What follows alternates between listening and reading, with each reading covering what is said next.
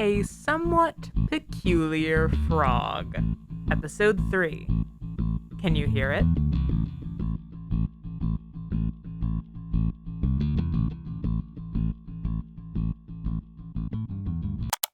Okay, we are all charged up. You full? Do you want any more food? Satisfaction. We'll tell now. Just let me know if you need anything. We'll do this. Prepared? For... I tell you story. I am prepared. Whenever you're ready, little buddy. You begin how? Once upon a time. Story follows student. Student studied anthropology. Study of others. Full of love for others. It begins like this. Once upon a time, a world sprawls with color and light. Many speak.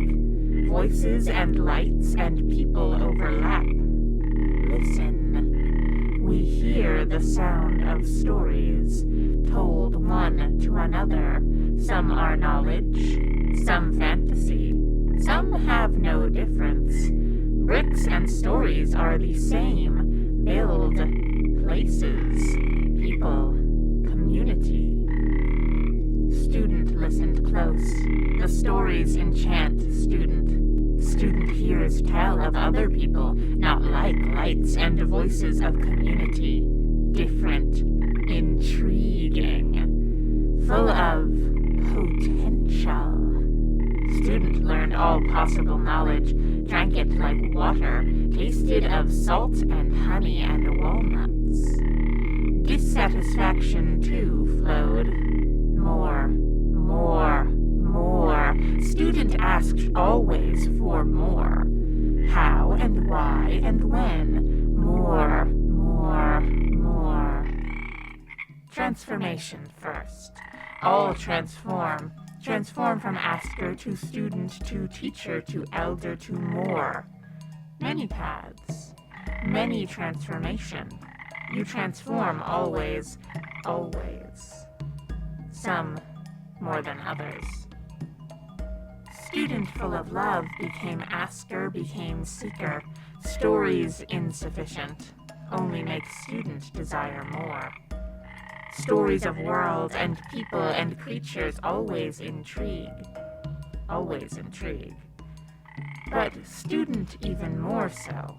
Some are like student, need living and being, not hearing and telling. Some, like student, chose transformation. Student became legless long, traveled far and farther, twined and twisted and smelling and tasting. Rattling like falling pebbles, hissing like steam, became snake. Snake felt like steam, forceful, different. Water is steam, is ice. Snake was student, was snake. Swallowed things whole, learned, asked again. Transformation. Snake became swallowed, became little furry. Mouse scuttled and ran, but mouse did not intrigue student as snake did. Became again. Mouse became slimy small, became newt. Newt became salamander, satisfaction only temporary, rarely satisfied, always more to ask, more to be, to experience, more to seek. Seekers cannot be finders, not always, not often. Salamander became eel, became fish, became toad, became hard shell. Hard shell. When student became hard shell, all fell apart. Hard shell studied, always student studied, but never disrupted. Always respected, community found. Listened to new stories, new voices, became as close as could be. Did not expect students not help. Hard shell became lost. King found and feed, but did not save. Students not help found hard shell and taken for study. for study, mockery.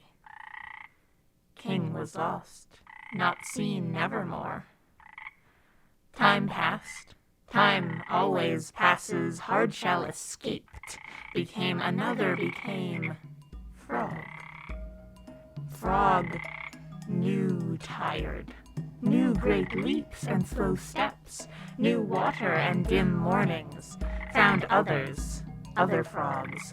Frogs not like frog, different, but took frog in, accepted, adopted, told stories and listened. Frog, who had been many, chose to stay. Became frog truly. Became seeker and finder. Satisfaction. Is that the end? End of telling, not end of story.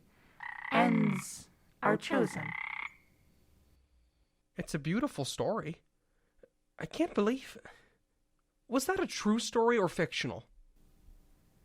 No, not difference. Okay. You know, I'm a student too. I study all kinds of things. Birds, plants, dirt, frogs. I'd have to say my favorite is amphibians. I find their squishiness comforting. I too enjoy squish. It does comfort. It does! I remember the first time I saw a frog. It was on a school field trip to Peak, the Pocono Environmental Education Center, and we went to a lake and tossed nets in to see what came up. I caught a frog, a big bullfrog, and held him in my hand for a minute. He was so cool up close. I knew I wanted to spend my life and my future learning about frogs and other critters. It really spoke to me.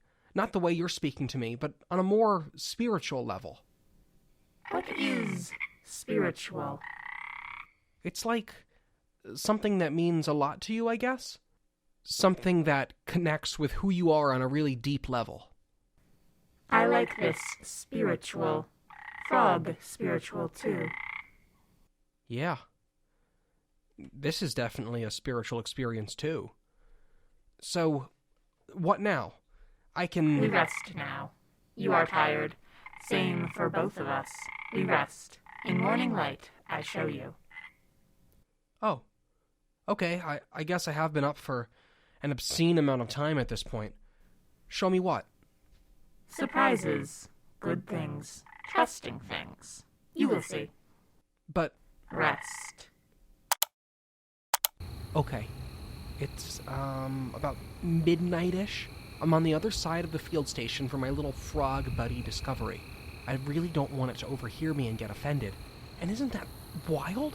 A frog that has the potential to overhear me? A frog that speaks English? And has a fondness for folktales about shapeshifters? Holy guacamole! Anyway, I have all of that on recording. I have tried playing it back, and I hear the frog speaking, but I want a second opinion. I'm going to try ringing one of my coworkers to see what he hears, I guess.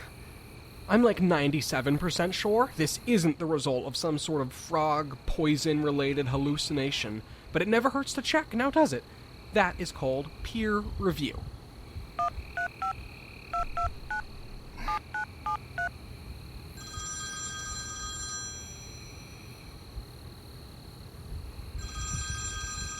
Hello? Jeremy, hi! Matt? What are you... It's late. I just had a quick question, okay? I'm gonna play a recording, and I need you to tell me what you hear. Alright. Great! You begin how? Ah, once upon a time. Are you fucking with me, man? No, just tell me what you hear. A frog croaking. A frog croaking. Yes, a frog croaking. Was that all, Matt? Can I go back to sleep now? Just a frog croaking? Jesus Christ. Good night, Matthew. Huh. I wish I could talk to that Dr. Crown about this. Talking turtles, talking frogs. I tried to look him up again, and it looks like he died a few years ago. Pneumonia. I'm really bummed out. Seems like he was a guy who really cared, too. Would have loved to have met him. You know what I've started wondering? Who donated this land to the state? I mean, it's not unheard of for people to donate land, but anonymously? If there's someone rich enough to donate this much land, you would think they would want the positive publicity. But as far as I can tell, Lordview Estate's donor never got any publicity for the donation at all. Didn't even want acknowledgement for it. The only information I can find online so far is random mentions of the land from unrelated articles, using it as a landmark. Nothing about the owners or anything to do with the place itself. Maybe I'll ask the frog about it in the morning, after I get some sleep. I've got surprises in the morning, after all. Weird as it might be, it's so very cool. I am tired and excited. We'll see which wins out.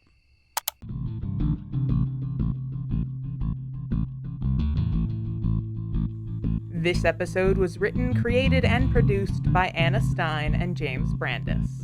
It starred James Brandis as Matthew Ingeri and Anna Stein as the Frog. Jeremy was played by Connor McCray. Music and sound effect credits as well as social media and transcript links can be found in the show notes. Stick around after the credits for a trailer for another great audio drama. Fun fact about frogs. Glass frogs have translucent skin that allows their internal organs to be seen with the naked eye.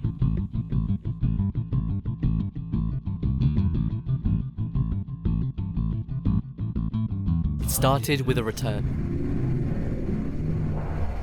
I was called to aid, and deep down, somewhere in my mind, I knew what it was. I, Adam Delta 5, who was formed in Eden and cursed with immortality for my crimes. I knew of this thing. I know it.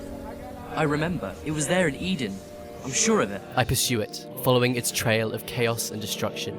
I intend to stop it. It's related to what I did. I can feel it. The space between us is vast, and I will face hardship. I will bear witness to terrible things. You have until tomorrow to relinquish your supplies and weapons to us. Some of the more courageous of you may be considering other possibilities. I urge you to reconsider. And for the sake of all that exists in this universe, I must reach my goal. In this game of verse, will you join me?